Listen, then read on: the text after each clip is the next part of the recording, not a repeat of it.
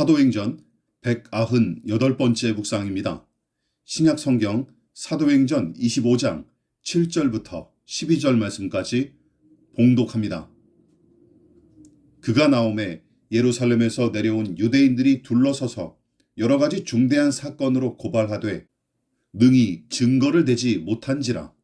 바울이 변명하여 이르되 유대인의 율법이나 성전이나 가이사에게나 내가 도무지 죄를 범하지 아니하였노라 하니, 베스도가 유대인의 마음을 얻고자 하여 바울더러 묻되 내가 예루살렘에 올라가서 이 사건에 대하여 내 앞에서 신문을 받으렸느냐. 바울이 이르되 내가 가이사의 재판 자리 앞에 섰으니 마땅히 거기서 신문을 받을 것이라. 당신도 잘 아시는 바와 같이 내가 유대인들에게 불의를 행한 일이 없나이다. 만일 내가 불의를 행하여 무슨 죽을 죄를 지었으면 죽기를 사양하지 아니할 것이나, 만일 이 사람들이 나를 고발하는 것이 다 사실이 아니면 아무도 나를 그들에게 내줄 수 없나이다. 내가 가이사께 상소하노라 한데, 베스도가 배석자들과 상의하고 이르되 내가 가이사에게 상소하였으니 가이사에게 갈 것이라 하니라. 벨릭스의 후임으로 부임한 총독 베스도는 예루살렘으로 올라갔다가 다시 가이사랴로 내려와서 바울을 신문합니다. 바울이 법정에 들어섰고 예루살렘에서 내려온 유대인들은 그를 여러 가지로 고발하기에 이르죠.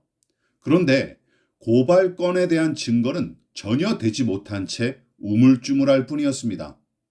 바울에 대한 유대인들의 고발이 거짓과 조작을 통한 선동과 음해였음을 적나라하게 보여주는 대목이죠. 아니땐 굴뚝에 연기 나랴 하는 속담을 악하게 이용하는 작태와 똑같습니다. 그래서 바울은 다시금 자신의 무고함과 무주함을 강력히 피력합니다. 그런데 이 부분에서 베스도가 실망스러운 모습을 보여주죠. 9절을 보십시오. 그가 유대인의 마음을 얻고자 바울에게 예루살렘에 가서 재판을 받겠느냐 하고 물어본 것입니다. 무슨 뜻이죠? 그 전에 베스도가 부임한 지 사흘 후에 예루살렘에 방문을 했는데, 그때 유대 종교 지도자들이 바울을 예루살렘으로 이송시켜 달라고 요구한 적이 있었습니다. 그러나 베스도는 그들의 제안을 비합리적으로 여겼고 원칙과 절차대로 재판하겠다며 단호히 거절했습니다. 그런데 그도 정치인에 불과하다는 사실을 우리는 놓쳐서는 안 됩니다. 그래서 유대 사회의 여론과 민심을 주도하는 종교 지도자들의 제안을 아예 무시할 수 없었고, 그들의 호감을 어느 정도 사기 위해 예루살렘에서 재판받도록 제안했던 게 틀림없어요. 바울을 고발한 작자들이 쓸만한 증거도 내놓지 못한 상태 아니었습니까?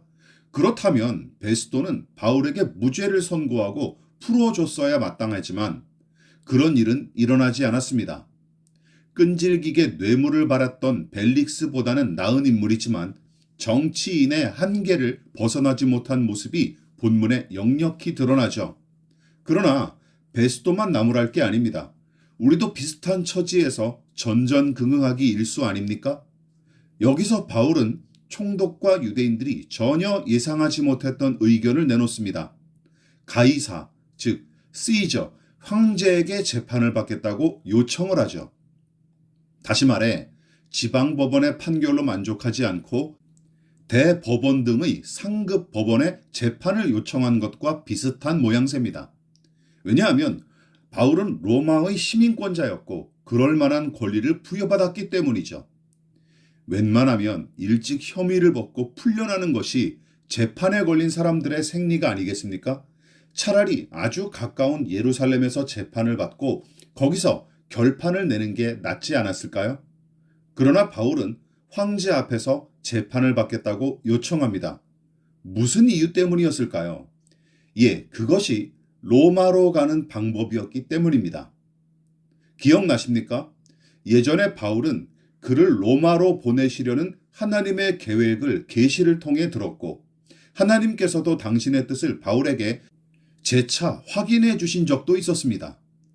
당시에는 어떻게 가게 될지 몰랐지만 지금 바울은 하나님께서 이 일을 통해 로마로 인도하실 거로 확신했던 것 같아요. 편안한 유람선을 타고 가는 길만이 아니라 고난과 아픔을 통해서도 일하시는 하나님을 보십시오. 그리고 지금 바울은 그 하나님을, 그 일하심을 넉넉히 체험하고 있는 중입니다.